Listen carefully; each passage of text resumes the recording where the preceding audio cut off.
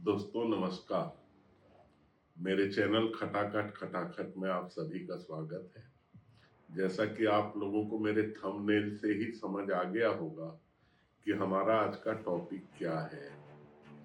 सभी जानते हैं कि कांग्रेस पिछले कुछ वर्षों से लगातार राज्यों के देश के चुनाव हारती आ रही है।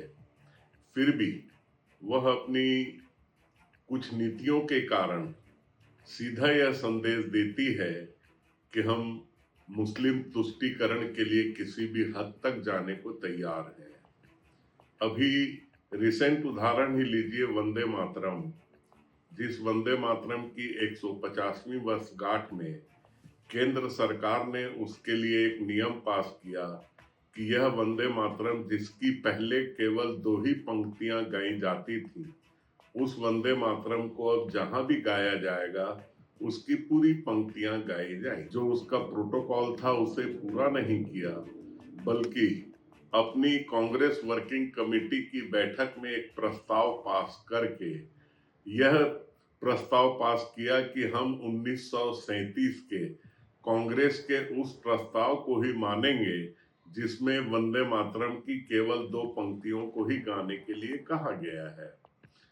प्रश्न उठता है कि कांग्रेस ऐसा क्यों कर रही है, इस तरह से वह देश विरोधी कार्य क्यों कर रही है।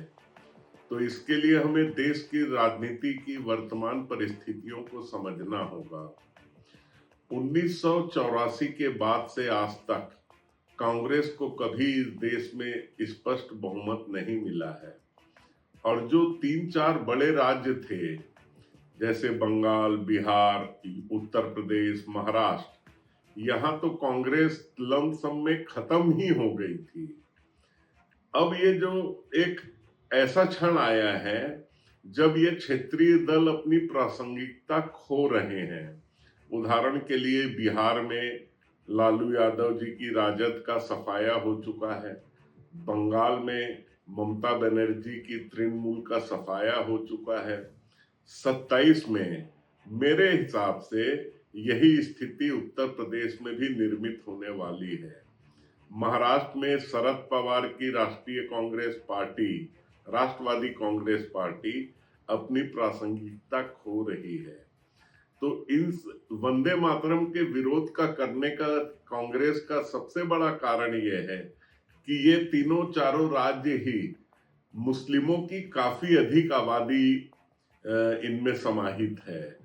वैसे तो पूरे देश के परिप्रेक्ष्य में देखा जाए तो मुस्लिमों की आबादी देश की आबादी का लगभग 15-17% होती है, लेकिन इन तीनों राज्यों में यही आबादी 25, 30, 35% तक हो जाती है। और आप लोगों को यह भी पता होना चाहिए कि इंडियन यूनियन मुस्लिम लीग की मुख्य सहयोगी पार्टी कांग्रेस ही है।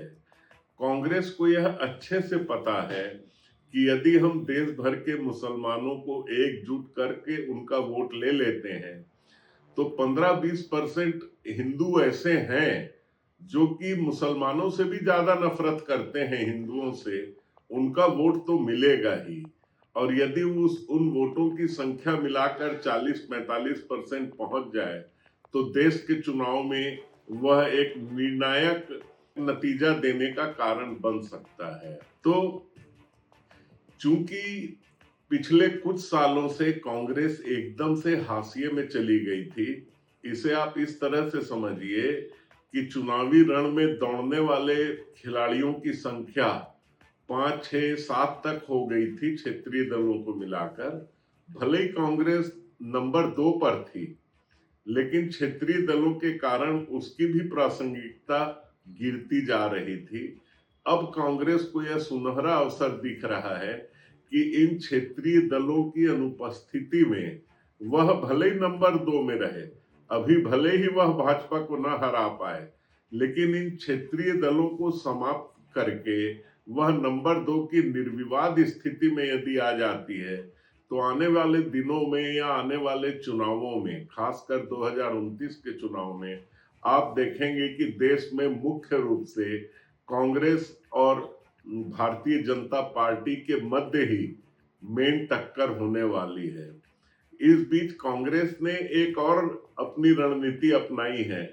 साउथ में केरल उसके पास है ही है, तमिलनाडु में उसने विजय की पार्टी को समर्थन दे दिया है। अतः 2029 के चुनाव में विजय की पार्टी के साथ मिलकर कांग्रेस वहां एक अपनी अच्छी भूमिका की तलाश कर सकती है और पूरे देश में नंबर 2 की पार्टी के रूप में भी वह भाजपा को एक अच्छी चुनौती दे सकती है। तो आज का हमारा जो विषय था कि लगातार हार कर भी कांग्रेस वंदे मातरम का अपमान क्यों कर रही है, तो उसके पीछे उसकी सोची समझी रणनीति है। उसे मालूम है कि इस रणनीति को अपनाकर वह भाजपा को पराजित नहीं कर सकती, लेकिन इस रणनीति को बनाकर वह देश के पूरे मुसलमानों की एक छत्र पार्टी बन सकती है उन मुसलमानों के समर्थन से, और उसका यह कदम उसे अत्यंत लाभ प्रदान करने वाला होगा। धन्यवाद। आगे फिर मिलेंगे नए वीडियो के साथ।